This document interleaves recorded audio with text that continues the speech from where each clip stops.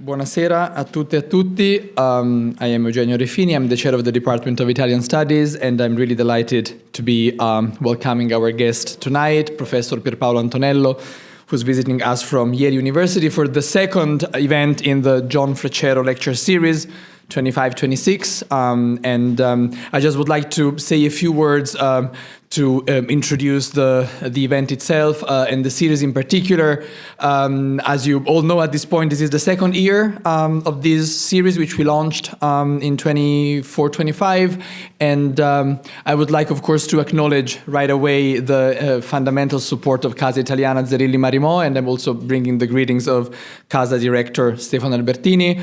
Casa and the department have been trying to find a way to do two things. One was to honor the memory of Professor John Freccero, and also to establish a series where we could showcase important work being done in Italian studies. This was really made possible by a third very important component. We were very lucky to receive a generous gift from the late Dr. Tom Bellezza and Mr. John Jensen, who unfortunately are no longer with us, but we really like to acknowledge them anytime because they were long-time friends of Casa Italiana, of the department, and they participated in our intellectual endeavors in many different ways over the years, and their legacy is really at this point continuing thanks to this series, which is going ahead thanks to their gift. So, our thoughts to John and Tom.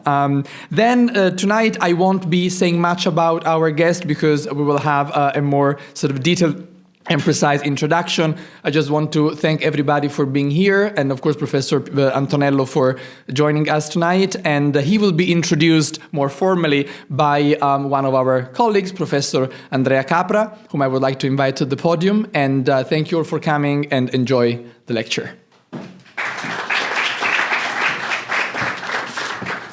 All right, good evening, everyone. My name, as Eugenio just mentioned, is Andrea Capra. I'm an assistant professor here in the Department of Italian Studies, and it's my great pleasure to introduce today's speaker. After teaching at the University of Cambridge for numerous years, Professor Pierpaolo Antonello has recently joined Yale University. He specializes in 20th century Italian literature, culture, and intellectual history. He wrote extensively on the relationship between literature and science, futurism and the avant-garde, Italo Calvino, contemporary Italian cinema, and postmodern Italian culture. He also published on French philosophy and epistemology on authors such as René Girard and Michel Serres, and here is a point of contact between the two of us because I did my PhD at Stanford, the department where Girard and Serres were teaching. Antonello's books include Science and Literature in Italian Culture, From Dante to Calvino, co-edited with Simon Gilson, Il Menage a Quattro, Scienza, Filosofia e Tecnica nella letteratura italiana del Novecento, Imagining Terrorism, The Rhetoric and Representation of Political Violence in Italy, 1969-2009, co-edited with Alan O'Leary, Postmodern Impegno, Ethics and Commitment in Contemporary Italian Culture, Contro il materialismo, Le due culture in Italia, Bilancio d'un secolo, a book that was awarded the American Association for Italian Studies yearly prize in 2013. Finally, Dimenticare Pasolini, Intellettuale impegno nell'Italia contemporanea. With Robert Gordon, Antonello is also the co-editor of the series Italian Modernities for Peter Lang, Oxford. Before leaving the stage to Professor Antonello, I want to share a personal anecdote. This is the first time that Antonello and I meet in real life, but as I was preparing these remarks, it occurred to me that we do have a history. Back in 2015, I was applying for PhD positions, and I remember emailing completely out of the blue Professor Antonello, asking for his advice about potential doctoral mentors. Antonello replied promptly and kindly. Rather than simply encouraging me to apply to Cambridge, where he was working back then, which would have been the easy thing to do, he also sent me a list of other university and potential mentors that I should consider.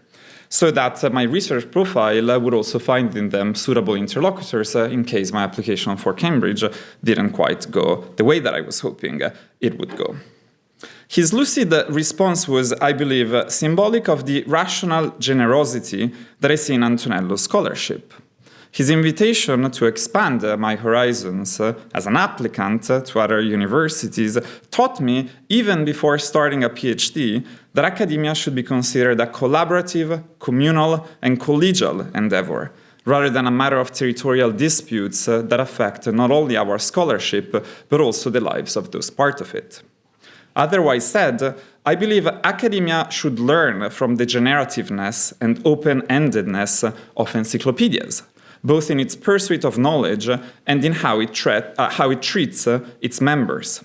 For all these reasons, among others, I look forward to listening to Antonello's lecture on the art of fictional encyclopedism. Please join me in welcoming Professor Pierpaolo Antonello.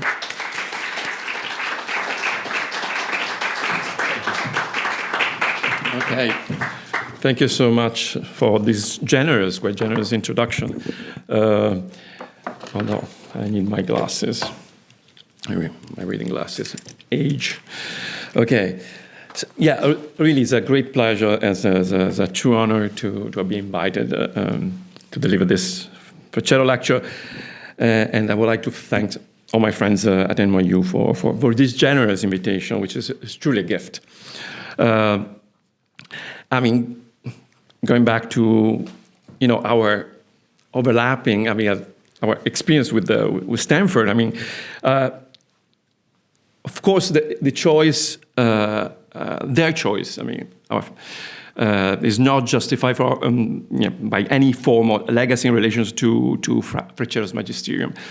I can only claim biographically and ironically a kind of missed opportunity, a sliding door moment, given that my arrival at Stanford at the beginning of my PhD coincided precisely with Freccero moving here to NYU. So, of course, there was a sort of deferred encounter, as I was investigating the relation between nature and science in the Italian transition, I naturally came across some of his readings on the Commedia, and his lecture on Dante's Cosmos, for instance, where the Commedia, in addition to being understood as an encyclopedia and a cosmological summa, is debated through the lens of the Croce-Pirandello quarrel on the subject as a fantastic, almost science fiction like journey. And I took inspiration from these two concepts, encyclopedia and the fantastic, to articulate my talk today. And since we are discussing this anecdotal, accidental biographical genealogy, I will add that the first academic occasion that brought me here to the Casa Italiana was a conference on Italo Calvino, organized in April 1999 by Calvino's daughter, Giovanna, and by our dear friend and colleague, Martin McLaughlin, who passed away only a few months ago, and to whom I would like to dedicate this lecture. So I would like to begin precisely with Calvino, and in particular with the final lines he wrote in his lifetime, the famous Lezioni Americane. And in the final chapter of Six Memos for the Next Millennium, titled Multiplicity, Calvino notes that the ambition to write encyclopedic novels was one of the strongest impulses of modernism. He offered an example of the works of Joyce, Pound, Musil, and Dos Passos. Of course, an inspiration invoked in the name of Flaubert's unfinished Bouvard and Pécuchet, taken as the most conspicuous precursor. What tends to emerge from the great novels of the 20th century is the idea of an open encyclopedia, an adjective that certainly contradicts the noun encyclopedia, which etymology implies an attempt to exhaust knowledge of the world by enclosing it in a circle. But today, we can no longer think in terms of a totality that is not potential, conjectural, and manifold. And actually, several critics, building on Northrop Frye's assessment of the encyclopedic in Anatomy of Criticism, similarly argue that the encyclopedic mode runs through modernism and postmodernism, particularly inflected by ironical and satirical tonalities. And they are all part of what has been defined as the encyclopedic complex or the encyclopedic impulse. Stefano Ercolino, in the maximalist novels, for instance, extended this analysis to contemporary authors like Thomas Pynchon, David Foster Wallace, Zadie Smith, and Roberto Bolaño. However, it was also noted that although the expansive nature of this encyclopedic impulse is primarily defined by sheer volume of these novels, the development of encyclopedism in Europe since the 17th century also exhibits special formal and conceptual aspects. And this includes a comprehensive classificatory structure, often reliant on the alphabet, as well as essential features like fragmentation, cross-referencing, and the incorporation of images for textual illustration. And in fact, the maximalist genealogy of the 20th century encyclopedic novel is historically flanked by examples of short, fragmentary, eccentric, but emblematic texts that are being difficult to define in terms of genre. And in these instances, the encyclopedic emerges as in epigrammatic form, also through forms of taxonomic exuberance, and where the discursive framework of the natural sciences are put to the service of arbitrary, imaginary, parodic form of classification. And a key paradigmatic genealogy in this regard is one that runs through the works of Jorge Luis Borges, Raymond Queneau, and Calvino himself, who offer examples of the possibility for literature to be developed in the form of fictional encyclopedism, also inflected by a combinatorial understanding of art production. Of course, it is above Borges who anticipated, defined, and crystallized in exemplary form this particular type of literature, expressed through, let's say, minimalist narrations or through meta-literary conceptualization that veer towards the essayistic form. And, of course, salient examples are the fictional encyclopedia Tlon Ukbar Orbis Tertius, as well as the fictitious taxonomy of animals described in the essay The Analytic Language of John Wilkins, the latter commented, as you probably know, by Michel Foucault in Les Mots et les Choses. The list is quite eclectic. So animals belonging to the emperor, embalmed, tame, suckling pigs, sirens, fabulous, stray dogs, included in the present classification, and I want to innumerable, etc.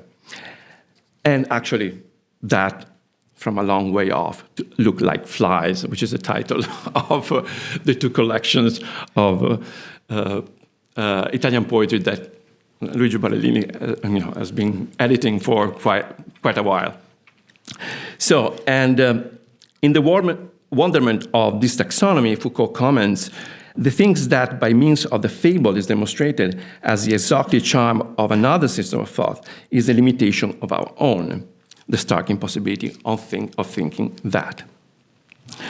In Borges' text, there is a reversion of the typical epic use of catalogues and lists, since it's not aiming at rationally classifying reality of the universe, but at revealing through the imagination the arbitrary character of all system of classification. And this perspective, of course, is aligned with postmodern skepticism towards rationality and science, including its relativization and social construction.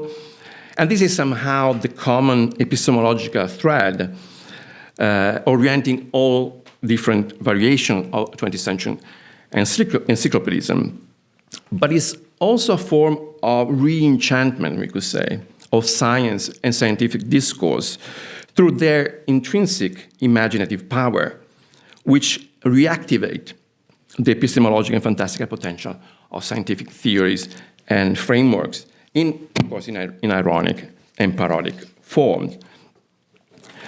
Within the context of 20th century Italian literature, this minimalist encyclopedic model emerged particularly in the 1970s, through an anti-naturalistic experimental shared search for anomalous anti-novelistic narrative formulas, in which short forms and micro-narratives permeate the literary system of the period.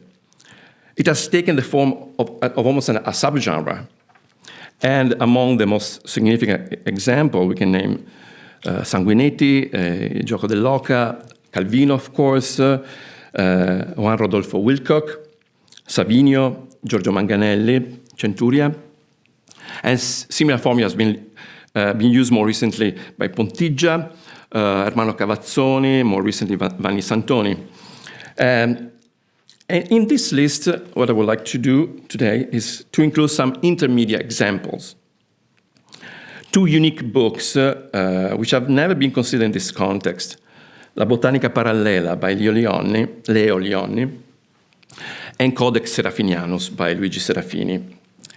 They are sort of eccentric entry points compared to the dominant literary register through which 20th century encyclopedism have been described and considered. But they allow us, I think, to re-examine some of its peculiar characteristics. First, they exemplify the inherent resistance to genre classification characteristic of these forms of encyclopedias, whose boundaries between styles, genres, and media remains deliberately blurred. They also highlight the strong ekphrastic tendency that characterizes this form of encyclopedism, based on an eminently descriptive register typical of inventories, nomenclatures, repertoires, taxonomies, lists, alphabets, dictionaries, and on the propensity to make visible the invisible, the fantastic, the repressed, or the excessive. This literary repertoire retains an inextricable propensity to visibility, to use again one of Calvino's 6 memos. As you remember, in Visibility, Calvino discusses the way visual and verbal imagination proceed from and interact with one another. The Greek term that defines what makes something visible or manifest is fantastikos. The fantastic produces the appearance of something. Extensively, this type of encyclopedism becomes the site in which the fantastic emblematically takes root in the late 20th century literature. And this is a form of fantastic understood in its rationalizing mode, as defined again by Calvino or Borges. So both Lionni and Serafini were artists and designers who produced works that have been difficult to pigeonhole within a generic disciplinary or artistic tradition. Lionni worked at the intersection between graphic design and visual art in Italy and the United States, and became famous worldwide for his children's books. Serafini also worked as an architect, as a set designer, as a ceramist. We were discussing today about scrittori del doppio talento. These also artists of doppio talento. And their eclectic output may be one of the reasons why their works have been critically sidelined for quite some time. Although the visual turn in literary studies have recently brought them some attention. Actually, a friend of mine, Robert Rushing from UCLA, just dropping an email today saying, I'm actually working on Leo Lionni from an eco-critical perspective. So just a few words of introduction to these two books. So, La Botanica Parallela presents itself as a mock popular science work that describes and illustrates an imaginary kingdom of parallel plants. And according to the narrative, these plants exist on Earth, but have been largely overlooked by biology and phytology. And this neglect is attributed to various fantastic properties, including immateriality, invisibility, disconnection from time, which make these specimens challenging to collect for study. They live in isolation, he writes. They are fossils of themselves. They bear names that reflect their being and anticipate their existence, such as Solea and Giraluna. All names, in fact, are stories. And these strange plants, before even being plants, are words. So these plants are explicitly the product of literary imagination. The Dantean's nomina sunt consequentia rerum of the Vita Nuova, names are the consequence of things, become res sunt consequentia nominum. Things are the consequence of names. And then the book discusses an entire series of specimens presenting a detailed classification of these parallel plants. And although Lionni is concerned with materiality, like other fabulous authors, he relies on an encyclopedic structure, on an atlas of forms, not so much to assert any form of authenticity as to frame the work as a coherent, self-consistent, deeply elaborated exercise in world building.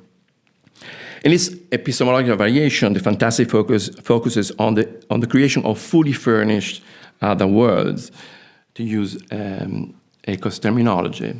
It's an aesthetic of coming to being, an ontogenesis, so to speak. While the treatise discusses fantastic botanical specimens, it's also inherently encyclopedic, for it gestures towards the possible existence of a parallel zoology, a parallel ethnography, and a parallel linguistics. The text, as you can see, is supplemented by 23 in-text illustrations and 32 plates reproducing black and white pencil drawings of this plant. And as a matter of fact, the parallel botany was created and developed first in pictorial and sculptural form, and only later as a literary compendium.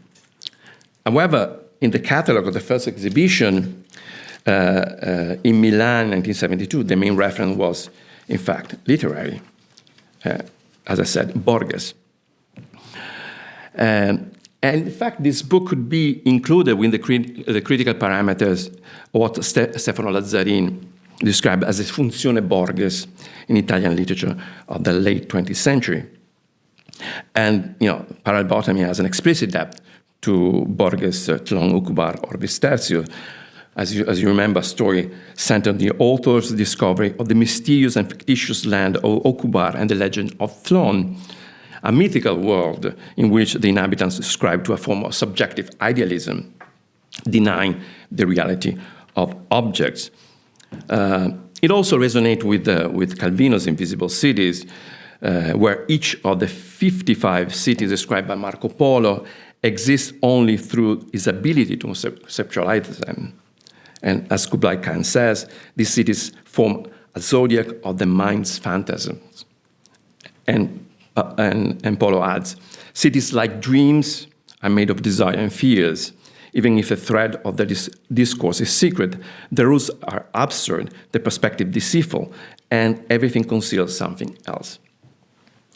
So, the Codex. Actually, in terms of formal analysis and critical considerations, the Codex certainly gathers more attention, although more as a cultural and artistic curiosity. Its cartoonish character may have discouraged for a more thorough engagement with his work. It has, nonetheless, as you probably know, evolved into a cult book for bibliophiles around the world. Its creation of fabricated language and alphabet has transformed the book into a extensive creative puzzle that have captivated interpreters from diverse, very different disciplinary backgrounds. It also has enabled the Codex to become immediately readable, quote unquote, across international boundaries.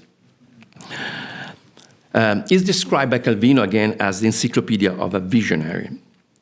And in fact, the Codex Serafinianus is an illustrated encyclopedia of an imaginary world.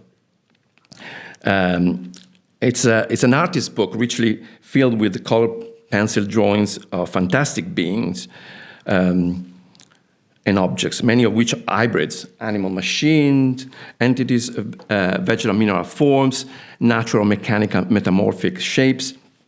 Serafini himself referred to them as enigmatic beasts or puzzle beasts, perhaps after Lioni's enigmatic plans. And the Codex made explicit use of the encyclopedic form and of a pseudo-scientific systematic taxonomy. It is arranged with increasingly complex organization of biological and artificial systems. It is divided in specific sections corresponding to standard scientific disciplines: botany, zoology, physics, chemistry, followed by a section devoted to technology, ethnography, linguistics, gastronomy, architecture, urban planning. It also includes table, lists, tree diagrams, suggesting a structural evolutionary organization of these fantastic natural and artificial elements. And as I said, the drawings are framed by integrating within a text written in an invented alphabet and does not conceal any underlying natural language. It's a wholly arbitrary system of signs, an example of asemic writing. But precisely because it is arranged into systematic and taxonomic forms, it appeals to the reader's impulse towards interpretation and overall rationalization, which is ultimately frustrated. As Serafini ironically states in the afterword of the second edition of the Codex, in rebus veritas. And like La Botanica Parallela, the Codex also owes a clear debt to Borges, Sloane, Ukubara, or Vitercius.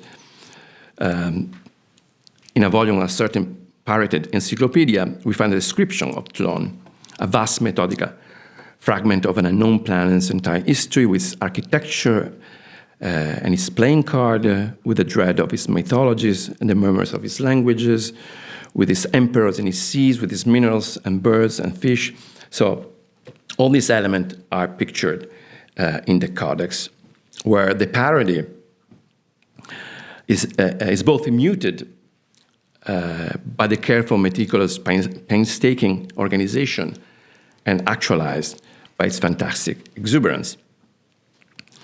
The Codex has been compared to the Voynich manuscript of the early 15th century, which is hosted in the Botanical Library at Yale,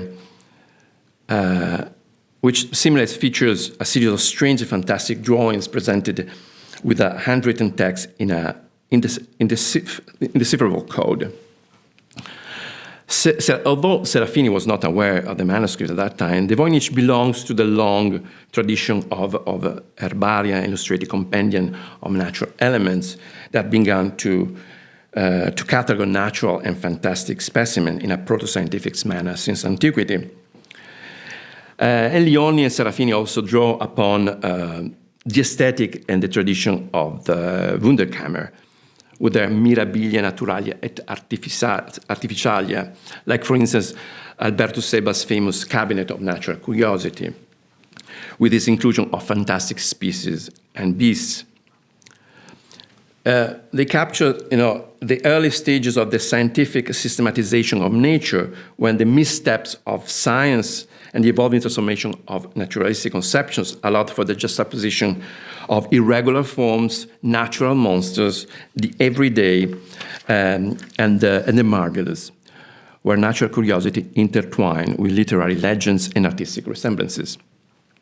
And this pre-modern tradition is refracted through mid-20th century examples of imaginary manuals and taxonomies, which turn primarily towards the monstrous and theriomorphic, with a proliferation of bestiari, another branch of contemporary encyclopedism. And both La Botanica Parallela and the Codex echo and gesture towards this established tradition, starting from Julio Cortázar's Bestiario, Borges' Manual de Zoologia Fantastica. In the visual arts, we might think at André Masson's Bestiaire, Richard Wilburn and Alexander Calder's Bestiary. Calder was a close friend of Lionni. André Breton's discovering and appropriation of Alois Zot's Bestiarium in the 1950s. One of the texts that stimulated Serafini's creation of his encyclopedia. Serafini's encyclopedia was published by Franco Maria Ricci, in fact. Serafini's botanical section also clearly draws from books like Haeckel's Kunstformen der Natur. And Haeckel created a hybrid specimen that reflects his distinctive approach to introducing the marvelous and the poetic into observation of nature. In fact, while traditional bestiari carry with them questions of symbolism, allegory, and the anagogical, herbaria and botanical collection foreground the exploration of alterity and the exotism of biological forms, as well as their connections to art through the aesthetic qualities that are evident in plants and natural objects in general. And on this score, Lionni makes explicit reference to Roger Caillois and Roger Caillois' concept of the natural fantastic. And in Esthétique généralisée, Caillois systematized his thesis on the interface between natural forms and cultural and artistic forms, with the idea of natura pictrix. The motif of butterfly wings or the design on landscape marble, agates, or septaria are considered production of an artistic nature. And Lionni thematized this idea in the chapter on morphology and description of the artisie. It is not art that imitates nature, but rather nature that imitates art, which is then ironically associated to the organic forms employed by fellow artists and friends like Hans Arp and Alexander Calder, by which he ironically names subspecies of artesia as Artesia arpi and Artesia calderii. Parallel botany also play parodically with the discursive mechanism of scientific investigation as self-legitimization through the employment of an academic jargon and frame of discourse, again in a manner reminiscent of Borges' invention of fictional authors like Pierre Menard. Lionni discussed the work of fictional scientists like this Max Spinder, along with their fictional scientific conferences and monographs, beautifully listed. And in genealogy terms, this could be reconnected to a broader literary tradition of parodic institutions that engage with absurd practices of speculative learning. The Grand Academy of Projectors in Jonathan Swift's Gulliver Travels, for example, which indulges in the promotion of counterproductive knowledge, or the colleges of unreason in Samuel Butler's Erewhon, where youth receive formal instruction in subjects as of inconsistency, evasion, and the hypothetic. This is a course we should actually try to organize, or inconsistent evasion and the hypothetic. However, the most fitting and explicit precursor would be the Collège des Pataphysiques, a Société de Recherche Savante et Inutile, founded in 1948 in Paris. Its head is the permanent, immovable curator, Dr. Faustrol. After Jarry's book exploits and opinions of Dr. Faustrol, metaphysician. And of course, Jarry's most famous work is the play Ubu Roi, and Jarry's Ubu Roi, as you can see, turn kind of a Re Ciambella, a donut king, becomes a kind of a tutelary deity for Serafini. And particularly, parallel botany is ostensibly a pataphysics. Jarry defines it as a science of imaginary solution, which symbolically attributes the properties of objects described by their virtuality to the lineaments. Pataphysics will examine the laws governing exceptions and will explain the universe supplementary to this one. Pataphysics is also the science of the particular, despite the common opinion that the only science is that of the general. And in fact, Lionni ironically undermines a sense of scientific order and methods of classification, while the Tyrillus, for instance, is described and classified in 13 sub-varieties. The alleged 7 varieties of Protorbis actually conceal a mathesis singularis, we could say, by which the individual resists universality and categorization. The most salient features of the species, in fact, the way it varies from one plant to another, so that each individual is practically a species on its own, a never to be repeated freak. And a similar classification of singularities is suggested by Serafini in the botanical section of the Codex, where there is a parodic classification and possible naming of each single root of a tree.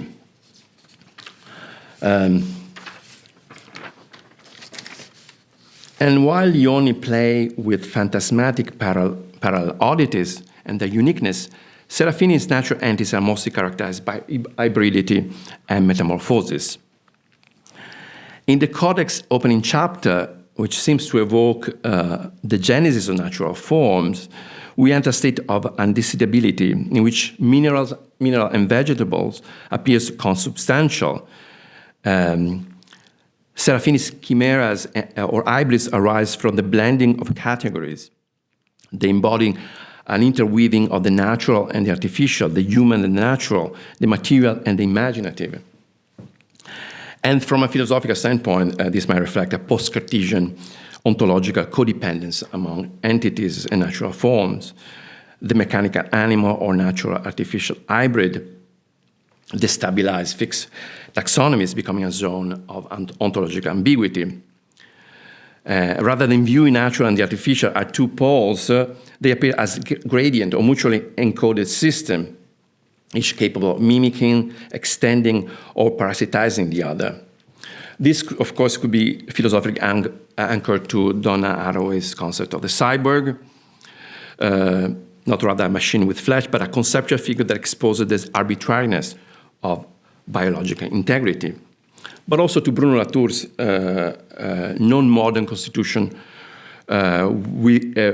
with modernity's failed attempt at purification, separating nature, things, from society's subjects, and its reliance on a suppressed and acknowledged translations of hybrid objects and relations that actually shape our world. In the discussion of the Codex, Calvino also invokes the mythical imagination of Ovid's Metamorphoses, where the divine, the human, the natural coexist in ongoing transformations, continuing exchanging forms, position, and relations. The reemerging of the metamorphic imagination, this is another example of this hybridization. Of course, the reemergence of the metamorphic imagination might pertain to the historical trajectory charted by, again, by Caillois, in which fantasy represents a belated return to archaic beliefs in a world now dominated by scientific modernity, in the reconnection with a natural fantastic of pre-modern origin. And this vision also resonates with the persistence of folkloric traditions in which the principle of metamorphosis endures beneath the, let's say, Judeo-Christian crystallization of individual identity, as discussed, for instance, by Marina Warner in her book Fantastic Metamorphosis. The works of Lionni and Serafini, by virtue of their visionary character, highlight an obvious and evident connection, not only with the literature, but mostly with the 20th century artistic tradition. In his autobiography, Lionni claimed that his aesthetic vocabulary was linked to geometric modernism and the Bauhaus, and by vocation to abstractionism. However, in the Botanica Parallela, it clearly adopts a surrealist vocabulary, not as a way out of any form of rationalism, but as an integrated exploration of artistic lexicon compatible with a wider form of expression of the modern tradition. In fact, with the desire to break with established artistic and literary fields, different surrealists adopted scientific imagery, whether written or pictorial. This is evident in, let's say, Marx Ernst's work, for instance, which is echoed by some of Lioni's sculptures, like this Giraluna, which resemble Ernst's twin souls. The plates of Ernst's Histoire Naturelle, done in black charcoal with a frottage technique. A similar technique is adopted by Lionni, having to represent a totally phantasmatic and mental world. Lionni avoids the use of color, as the vast majority of dreams are in black and white. The parabotanist Jean Parrotier explained that while the colors of normal plants share the hard certainty of sunlight, those of the parallel plants seems to hang in a dreamlike ambiguity of the darkness of night. In Serafini works, we find formal interartistic citation of De Chirico's metaphysics in the form of a self-conscious parodic assemblages of objects, an atmosphere of theatrical staging, objects arranged like symbolic props, here with a kind of a humorous technological update. In a sort of introduction to the second edition of the Codex, we find this reclined Greek warrior. He utters the few intelligible words of the book, Meden Agan, nothing in excess, which is one of the Delphic maxims inscribed on the temple of Apollo at Delphi. It's really antiphrastic with respect to the excessive content of the Codex. Surrealism is certainly part of Serafini repertoire, borrowing imagery from, let's say, René Magritte, Victor Brauner. Another example, Kurt Segelman, or Exquisite Corpse, or Herbert Bayer, and the famous Luis Buñuel, Salvador Dalí, Un chien andalou. There is a reference to Alberto Savinio, another artist of double talent, of fascination with the fantastic, the unknown, and the interpretation of human-animal form is coupled with the penchant for parody, irony, and citation. As said, Savinio was also the author of a new encyclopedia published in 1977. In the same way of Queneau's exercise of style, or Calvino's If on a Winter Night, a Traveler, we find a repertoire of styles and pictorial and figurative references in the form of ironic or parodic nodding, such as Francis Bacon's modernist figurative expressionism, but also to Picabbia's Dada ineffectual contraption, or Bruno Munari's comical machineries. Serafini's universe also evokes the nightmarish visions of Roland Topor's Les Planètes Sauvages, or the fantastic imagery of Bruno Bozzetto's Allegro non troppo. The Codex itself is an hybrid between graphic art and illustration, a reminiscence of the comic book form. Within the avant-garde repertoire, there is also room for a futurist-inflected coupling of human and machines, a sort of post-humanism that may anticipate what Rosi Braidotti had pointed out as the political problematic but pervasive trend in the contemporary popular culture, where the post-human manifests itself quite extensively in the form of neo-Gothic horror or the techno-teratological. Of course, a precise and granular formal analysis will require more time than we have here. I would like to return to a few general considerations as a provisional conclusion. Although the surrealist label may seem the most coherent and convenient for describing these works, in terms of their visibility, it would in fact be a restricted definition. Calvino, again, in his collection of essay Collezione di Sabbia, placed both the Codex and Botanica Parallela within a section titled Accounts of the Fantastic. And there they appear alongside texts and productions such as the Mechanical Toys of Jacques Drolles, Alberto Manguel and Gianni Guadalupe's The Dictionary of Imaginary Places, and the postage stamps of non-existent countries designed by the American artist Donald Evans. And this is a kind of fantastic transcend genre boundaries in interartistic terms. It is a fantastic that is not only visible, but also rigorous, intellectualized, and systematic. And for Calvino, the fantastic is defined not by its irrational elements, but by its rationalizing impulse. In the contemporary fantastic, the challenge of imagination, of form and conceptual invention is made explicit. And for Calvino, it's a form of fantastic that exceeds the conventional literary sense of the term, and certainly exceeds the framework established by Todorov and the French notion of the fantastique.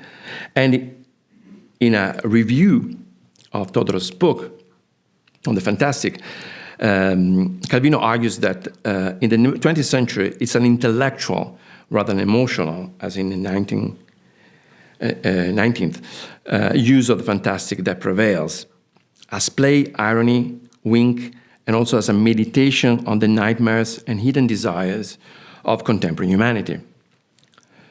Stefano Lazzarin defined it as a fantastic Calvino style.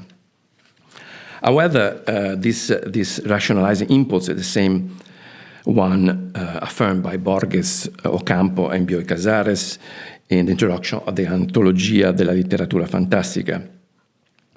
The collection includes metaphysical fantasies in which the fantastic element lies not in the events, but in the reasoning. Exercise of ceaseless intelligence that reject the pathetic and the sentimental, and that are addressed to intellectual readers, students of philosophy, almost specialists in literature. And for Borges, the fantastic requires individuals capable of subordinating inventiveness to a rigorous and systematic plan. Yet, he says, one must not forget that this is the rigor of chess players, not of angels.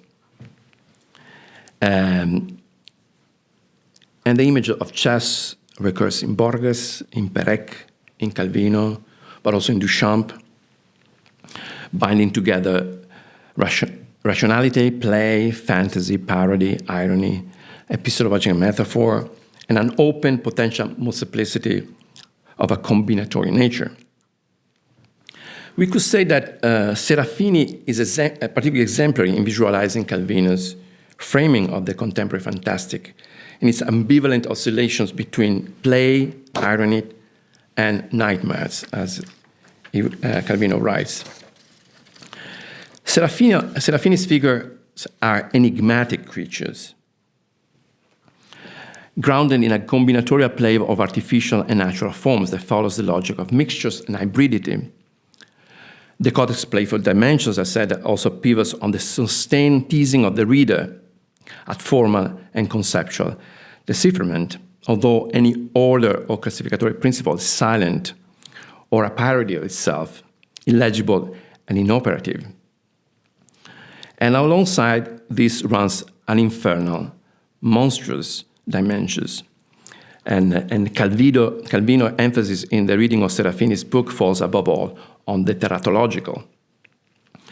And And Serafini makes explicit and vividly iconic and compulsive drive towards the inventory and classification of the formless, the excessive, the oniric, the grotesque horror, and the monstrous.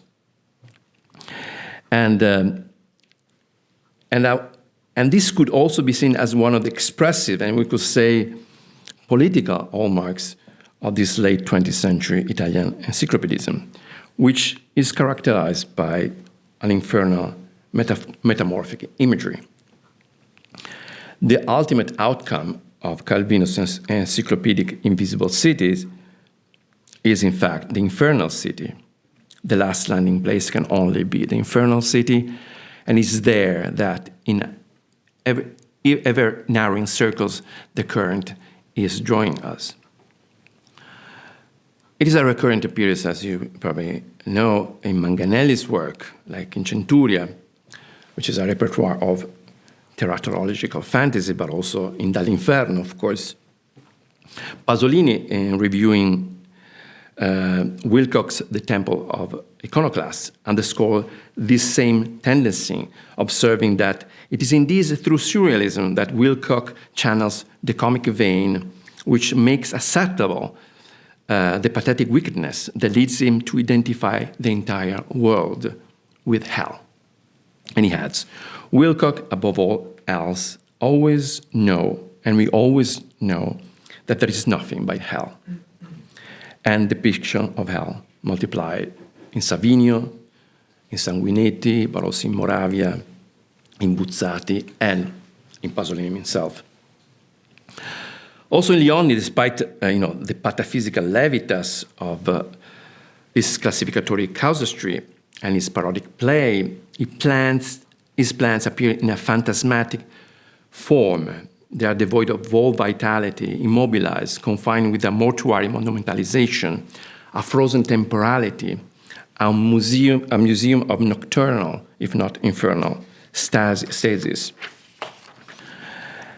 And we could say as a conclusion that the encyclopedic impulse with its classificatory grids acts as a framework, a scaffold, attempted to contain the formless, the unclassifiable, the monstrous, that has returned to visibly populate our imagination. We could say that the encyclopedic is the last vestige of modern rationalism, unable to contain the anthropization of the real. Hell is caged within forms that only appear to contain it, but which in fact enable and even encourage the proliferation of excess and otherness, precisely through the combinatory and classificatory potentiality of the grid. Another example, Calvino's The Castle of Cross Destinies and The Tavern of Cross Destinies, in their serene, ludic combinatory structures, enclose within themselves the stories of the Western tradition, from Oedipus to Faust, which are archetypal stories which are tales of madness and destructions, of condemnation and death. And we can return again to Calvino's Invisible Cities. The catalog of forms is endless. Until every form has found its city, new cities will continue to be born. Where forms exhaust their variations and come apart, the end of cities begins. On the last pages of the Atlas appear dilated networks with no beginning or end, cities in the shapes of Los Angeles, in the shape of Kyoto, Osaka, shapeless cities. So the encyclopedic impulse is the eidos, the idea as form, as rational ordering and categorical structures projected onto the undifferentiated continuum of the world.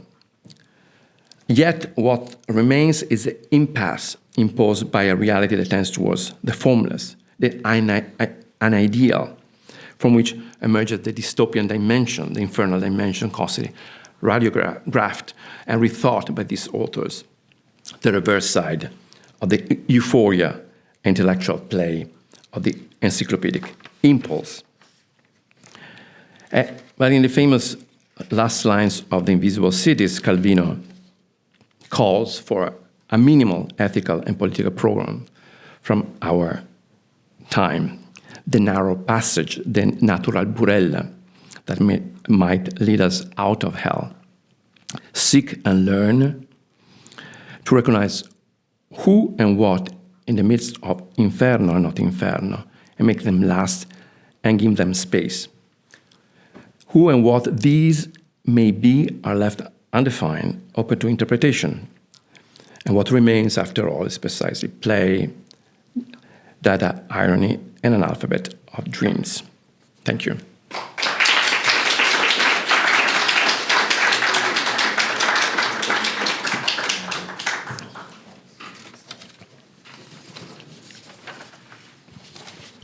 Thank you. I will be moderating the Q&A. Thank you for this really encyclopedic lecture.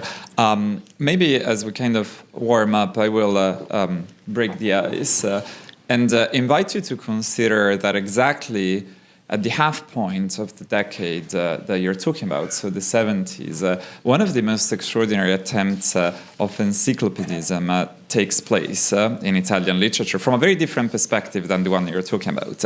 And I'm here referring to Primo Levi, Il Sistema Periodico, where is, of course, an attempt at kind of taming the unruliness of the real. Now, here, the theratological element comes from the fact that Levi is doing a little bit of the opposite of what you're saying, right? As someone who indeed went through hell himself and found, a refuge in the kind of, concreteness and systematicity of Mendelev's periodic system. So is there, in your opinion, a role that this kind of opposite encyclopedism plays in the 70s, as is exemplified by Il Sistema Periodico, for instance?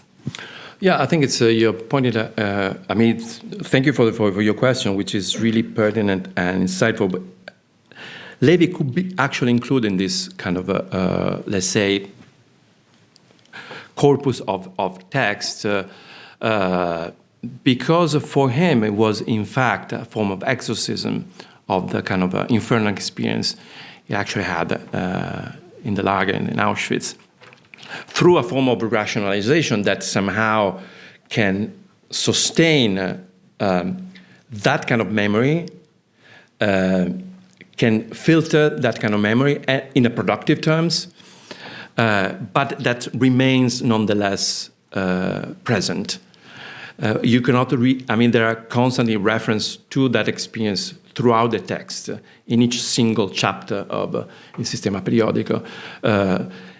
There is some underlying relations to the experience of the camp. So I think it's, again, is there an exit? Is there a possibility to exit from hell in the case of that is an attempt that is, again, this idea of rationalizing and proposing a sort of structures that has, of course, in Levi, an ethical dimension, a strong ethical dimension, but that somehow stand in between somehow the impossibility of transcending that experience, transcending hell. But again, science is, in that case, at the service of a rationalization that has one, an ethical dimensions, also sort of autobiographical framing that is salvific for Levi. It's one of the most, let's say, happy books that he wrote. Yeah. But again, it's also, it resonates with, in the 70s exactly with this kind of short forms. Thank you so much. This was such a fascinating and rich talk. I wanted to kind of get back to Borges and the analytical language of John Wilkins as a starting point, and the kind of question of the importance of imagined geographies in these encyclopedias.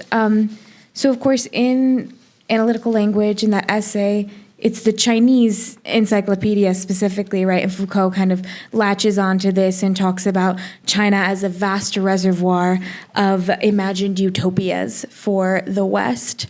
I'm wondering also, because some of the images that you were showing and the kind of comparisons to different manuscripts make me think of kind of Age of Discovery kind of modes of depicting these unknown worlds to Europeans. So I'm kind of thinking, how are these encyclopedias considering these imagined geographies in this kind of nascent moment of really conceiving the world as globalized, right? From, the moment where you see the blue marble or whatever it is, right? I'm also thinking about, the chess image that you come back to. It's the play and rationality, but it's also warfare, right? I mean, in chess. Yeah. So what is happening here in these dynamics, I guess, is what I'm curious about. Yeah. Thank you. Yes, I mean, if you take as an example Invisible Cities, but also the parallel botany, there is a sort of orientalizing gaze that is present clearly in Calvino through the filter of literature, clearly, I mean, through the filter of Marco Polo, but somehow is part of the vocabulary to place the unknown, the marvelous, the uncharted, the fantastic in a remote place, in a place that hasn't been codified in cultural terms, but also it somehow is a locus. I mean, is a common denominator of a lot of. Also, China has becomes also a place of interest for a lot of writers. There are travelogues in this period. So there is clearly this element that recurs and is adopted, probably parodically by Lionni. In Calvino, there is clearly a literary background that he refers to, but somehow is present. Regarding the chess as a war game, yes, it could be interpreted as such, but at times is a form of, let's say, confinement of conflict within the parameters of play. But again, we could go back to Caillois here. So where games somehow have this agonistic dimension that some in the ritualistic form are, let's say, metonymies of conflict and war. So there is a sort of anthropological genealogy, but also cultural genealogy that you can actually see there. But of course, I mean, in a sense, for Borges, there was somehow play is a key element in his reference to chess. So this is going to be a rambling question, so you forgive me. Or maybe comment if you want to. No. I don't know whether it's a comment or a question, but in any case, the encyclopedia that Borges described is, I think the adjective is called benevolent. A benevolent encyclopedia. I don't know whether that kind of characterization has a meaning, but in any case, it's not necessary. Normally, Borges doesn't do that. Normally, he has his encyclopedic impulse played out, but in that particular case, he seems to be making fun of the entire construct by including that, by characterizing with that epithet. Yeah. But the question is, how do you determine when a writer or an artist is really is motivated by an encyclopedic impulse, and when it's just creating something that it cannot be cataloged because it escapes all known methods and forms? Number one. And number two is, why would a series of stories like the Pontigia's Storie di Mediocri, what is be the result of an encyclopedic impulse, according to you, of course? Yeah. No, in a sense, when you start writing text where you catalog lives of non-illustrious people or lives of idiots, like in the case of Cavazzoni, potentially somehow you have a sort of frame that make this text as an open encyclopedia, an open text that somehow would call for additions for a sort of proliferation of. So the novellistic forms tend to be somehow a close form with respect to a text that has an encyclopedic impulse that will tend to infinity, so to speak, to a proliferation of possibilities, of inclusion. In fact, in Centuria, Manganelli published 100 chapters, but eventually he had 24 more that included a second edition, and he could have, basically spent his entire life to, in a way, to include more chapters, more texts, more to this to his book. So, and somehow there is a generative element in the encyclopedia through this idea of this echo of open work. Any encyclopedic work is a work of frustration. It's a work of frustration, yes. Yeah, that's for sure. Hi, thank you so much for your lecture. So I had a question about the quality of these books and their relationship with the market. Okay. I'm not sure if I can answer, but right.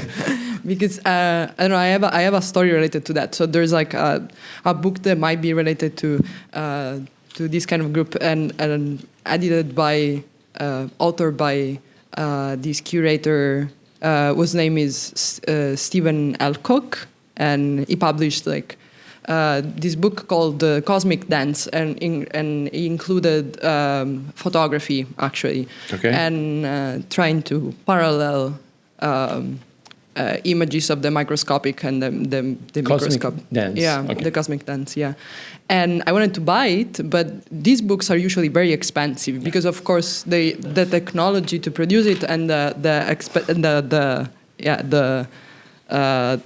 technique of like publishing it, like of course, takes a lot of time and stuff.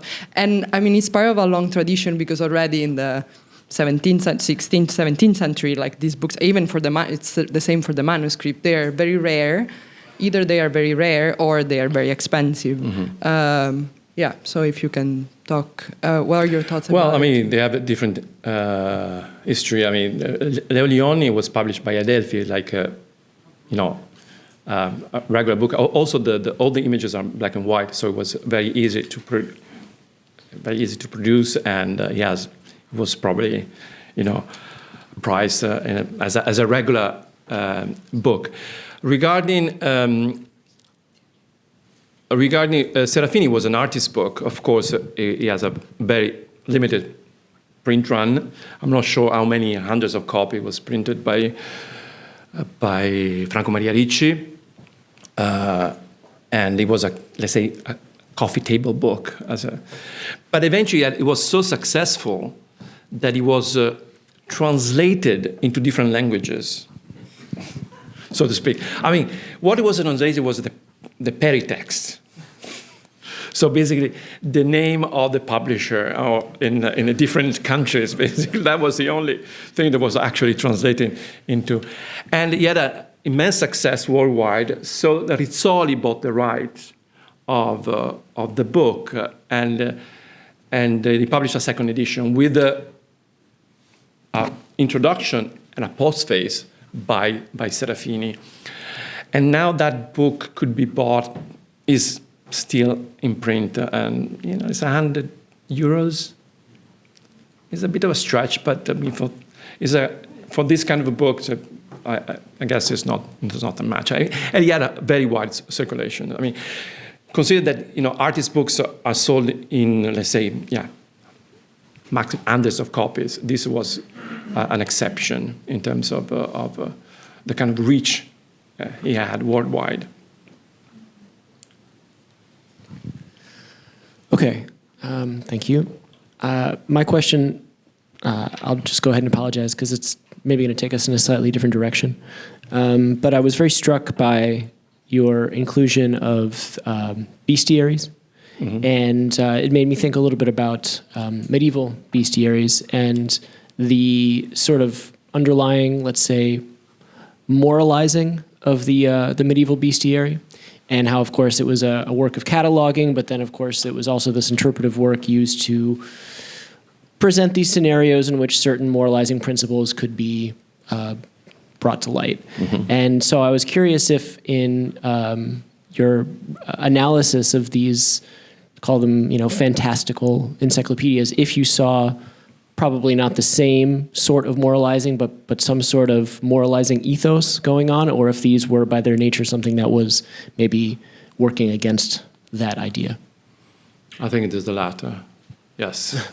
It works against any idea of, let's say, allegorical reading or moralizing reading of these beasts. I think in a sense, the interesting point for, let's say, Serafini was the visual dimension and the excess that could be added to this tradition of bestiaries, that somehow pushing the boundaries of what can be done with this kind of format, with this kind of ideas of hybridity, of metamorphosis. So clearly, any moralizing elements is absent from Serafini.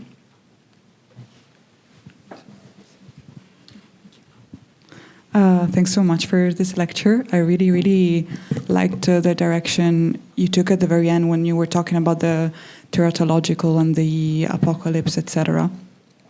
And I have a few questions about that and like the rest of the lecture. The first one is about if you thought about these texts in relation to like theoretical directions in new materialism and in object-oriented ontology, and if I don't know, and it made me. I was reading yesterday an essay in object-oriented ontology, so I have it sort of like fresh in my mind, and I was surprised reading that text yesterday of like just like this overcoming of the subject-object positionalities, and how object-oriented ontology focuses on the power of things and how we can like look at things as being these powerful beings in the world in a non-hierarchical relationship to human beings, and instead how like the encyclopedic thought relates to this specific aspect. One question was that, and also about the kind of teratological apocalyptic aspects of these books. We talked earlier about Pasolini during the lunch, and like while studying Pasolini, I had a chance to read De Martino's La fine del mondo. And I don't have the text here, and I'm going from memory, but I remember him talking about how when in an instance of crisi della presenza, there's this kind of like transcendence of forms, like forms kind of leak into one another, and things become too big or too small, and assume kind of borders that are not the usual borders of things and beings, etc. So I was wondering also if like this, like this specific way of deviant encyclopedic thought is kind of like kind of an intellectualized form of crisis of presence and crisi della presenza in a way. Thank you. No, thank you, actually, because, I mean, there are questions that I hadn't thought about it, and it would be interesting, yes, to examine these elements. Clearly, the apocalyptic, in a sense, the apocalyptic imagination is around parallels to this kind of infernal or hellish dimension, and throughout those years. So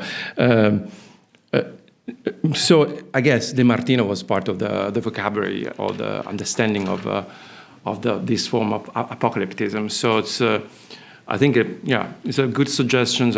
I should think about it, and maybe we can actually discuss it. Thank you.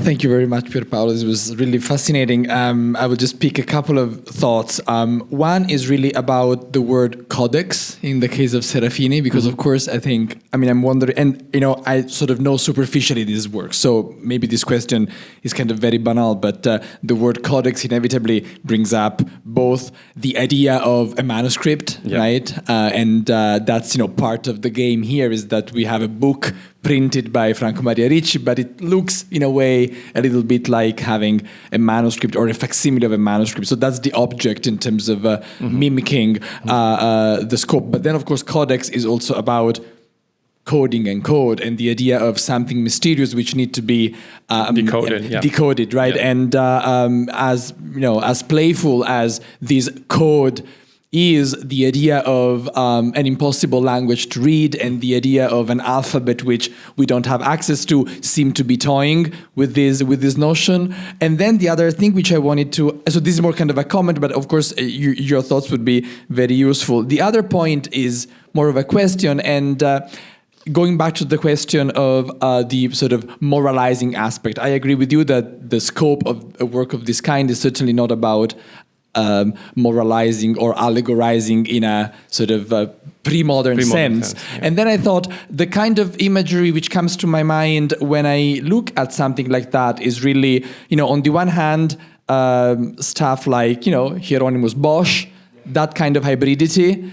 And then the other thing, very different from Bosch, but also hybrid in its own way, is the kind of creatures which inhabit the world of places like, Alice in Wonderland, where, absurdist images go hand in hand with this endless invention of things. And then I thought, perhaps there's no moralizing intent there.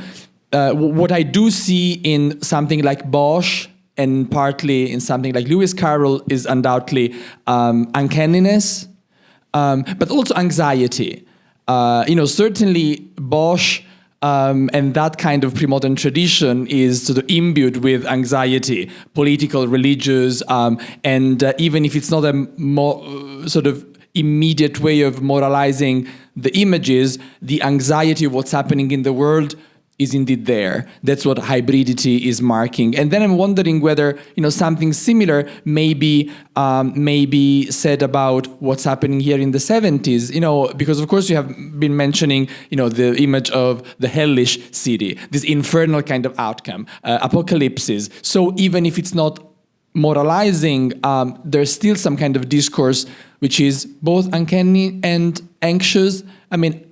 I do see both anxiety and uncanniness in this kind of stuff. It's very funny and playful, but also a little disturbing. The Donut King is a very good example. It is kind of a nightmare in a way. You can just dream about him. I'll have nightmares tonight about that. Thank you so much, Eugenio. I think I totally agree with you. There's a first of all, you mentioned Bosch. That was somehow is relevant for Serafini, for sure. Also Piranesi, this kind of imagery that somehow was part of the repertoire of proto-surrealism. So the idea, and that is Caillois. This idea of the fantastic is an umbrella that brings basically, the visual fantastic is an umbrella that brings Bosch from Bosch to the contemporary surrealism. So there is a sort of a link there. But clearly there is an uncanny element here. So I totally agree that there is an element that, without moralizing, bring to the fore this idea, this dimension of anxiety that is present, yes, in clearly, we have in these kind of visions, there is an element of disorder, of juxtaposition of elements that is unsettling.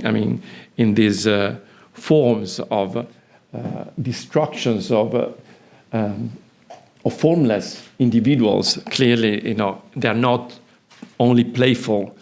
they correspond exactly to this idea of, in this case, human waste of some sort, and shapeless form that becomes unsettling. So yeah, I completely agree. Thank you, Eugenio. Yeah, that was so interesting, so exciting, that lecture. I think I may have missed some of the key connections, though. I wanted to understand when the encyclopedic becomes a specifically modernist or even postmodernist mode, because what you showed was quite a lot of kind of throwbacks to earlier versions, the 17th century fantastic botanical catalogues, or I could even think of lists, Joyce uses lists, but Rabelais uses lists, and Francesco Orlando's written a lot about the continuity of lists across time. But so I think I may have missed the bit where you identify what's specifically modernist about this kind of encyclopedism. But I wanted just to ask you about this last quote, or these last two quotations from Calvino, because and it picks up with what Jenny was just saying about anxiety. It seems to me there's a lot of anxiety in the late Calvino, in the memos for the next millennium, but also in Invisible Cities, about the kind of collapse of form. This is a kind of a sort of implosion of form. He says, the infernal city where the current is drawing us. But that other quotation I think you had on the other slide from Calvino, when he just had up there. Sure. This one? Yeah, forms ultimately break down. Forms exhaustive variations, they come apart, the ends of cities begins. And he talks about Los Angeles and Kyoto, Osaka, which of course is a kind of mega city. There's no actual break between those two cities. And he calls them shapeless. But of course, according to some to some urban analysis, those cities do have a particular shape. I'm thinking of Mike Davis and City of Quartz in Los Angeles. It has that shape because there are micro areas that are determined by capital, by the power relations and the economic relations working across the city. So it's the way you read it, and you can read that city very rationally as having very particular forms. But Calvino kind of throws his hands up in the air and says this is the end of form. So I'm wondering whether this kind of, sense there's a drift into formlessness isn't just a kind of fear of, the illegibility. We produce these fantastic forms because we can't read the forms that are hidden in front of us. So that's my question about it. Yeah, thank you, David. Yes, I totally agree with you. There is a sense of an anxiety in Calvino that is persistent, and if you think about, the Lezioni Americane, try to systematize in let's say, chapters in a sort of encyclopedic forms, the kind of literature that we should bring to the next millennium, giving a sort of a list of virtues and in fact, in a sense, I used Calvino to read this text as not only in critical terms, but a symptom of exactly the kind of the fact that somehow that generation or those writers were basically seeing forms collapsing in ideological terms, in terms of relations to a reality, a world that they could not really comprehend or have a problem. The idea of hell is present in Pasolini. There is a sort of rifiuto radicale of the contemporary world, that somehow it cannot read any, let's say, form that can be salvaged in the contemporary world. And Calvino, in a way, tried to impose a sense of order, trying to give form to imagination. The list of the cities somehow is a way to form, to give shape to possible idea of whatever you might call a city, or an organized group of elements, being material or being social. So a sort of zodiac, exactly, of a possibility. But at the end, we have the impossibility of reading anything that is not hell, that is exactly shapeless.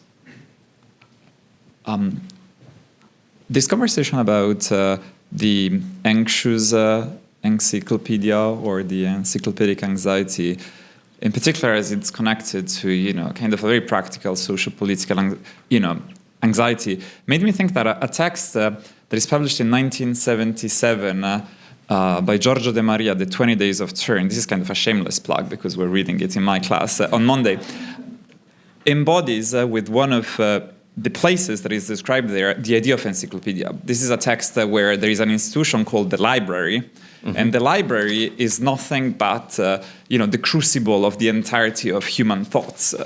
And sure enough, this novel, which is kind of an oddity in the Italian canon, is this gigantic allegory about internal terrorism, and in particular internal terrorism, and in particular right-wing terrorism in Italy. So I think that it's really interesting to think about the kind of anxious encyclopedia also as a response to very material, practical, social political affairs, and I think that your genealogy actually teases that out quite beautifully.